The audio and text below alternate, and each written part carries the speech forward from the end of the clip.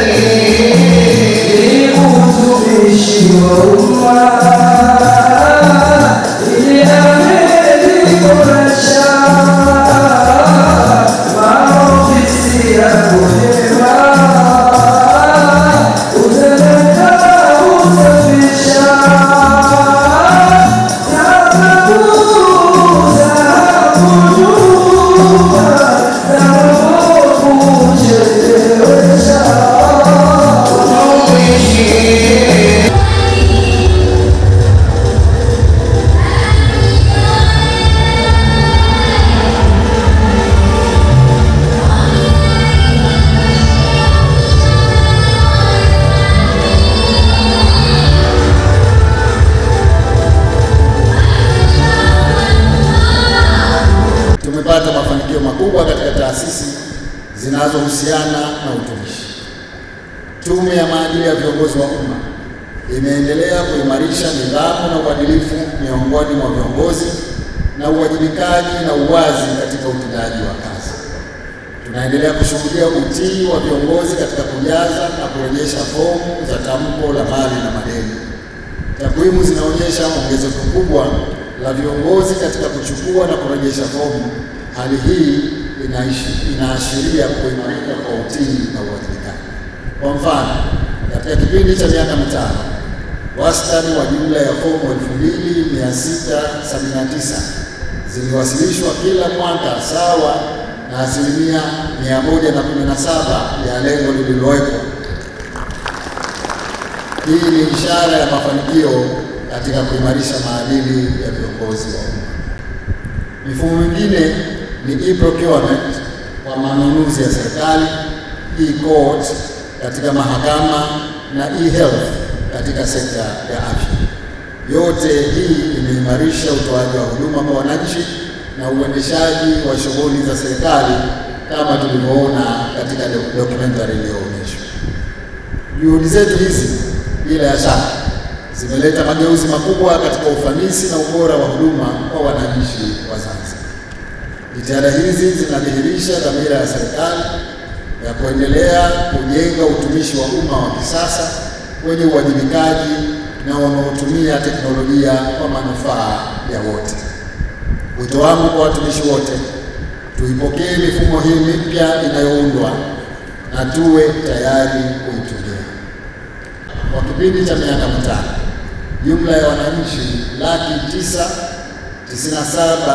997,877 wamepatiwa msaada wa kisheria kupitia programu za wizara, na wananchi 422,908 wamenufaika kupitia kampeni ya Mama Samia. Watumishi na bibi na mabwana, kwa hakika mafanikio haya yote yanatokana na utumishi wenu bora na dhamira ya kweli ya kuwatumikia wananchi. Napenda kutoa wito kwa watumishi nyote wa umma, muendelee kufanya kazi kwa moyo wa uzalendo na uwajibikaji, mkizingatia misingi ya haki, uadilifu na usawa. Napenda kutumia fursa hii kuwahimiza watumishi na wananchi wote wa Zanzibar kuendelea kulinda amani na utulivu, kwani amani ndiyo nguzo kuu ya maendeleo.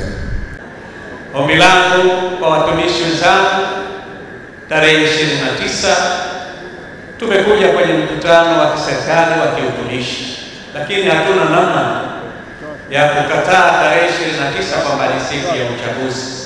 Sote tunaelewa nchi yetu tunaingia kwenye uchaguzi. Watumishi ni sehemu ya wananchi. Kwa hiyo tujitokeze kwa wingi tarehe 29 kwenda kuchagua, na hasa kumchagua Daktari Hussein Mwinyi na wale wote wanaopenda amani na maendeleo ya nchi. Wito wangu, tukachague, tukimaliza kuchagua turudi majumbani kwetu, fanye shughuli nyingine zilizobaki. Mtaji pia umeongezeka, na tukushukuru Mheshimiwa Rais kwa mfumo wa Sema na Rais Mwinyi SNA imeongeza uwajibikaji, kwani wananchi wanapata kutoa kero zao ambazo zinatokana pengine na baadhi ya watumishi kutowajibika ipasavyo, na kupitia feedback hiyo tunayopata kutoka wananchi, basi hatua zinachukuliwa na kero za wananchi nyingi zimeweza kutatuliwa. Nilikuwa waziri wa utumishi tokea 2012 hadi leo 2025, miaka 13, lakini mabadiliko makubwa ya utumishi nimeona katika kipindi chako Mheshimiwa kwa uongozi wako.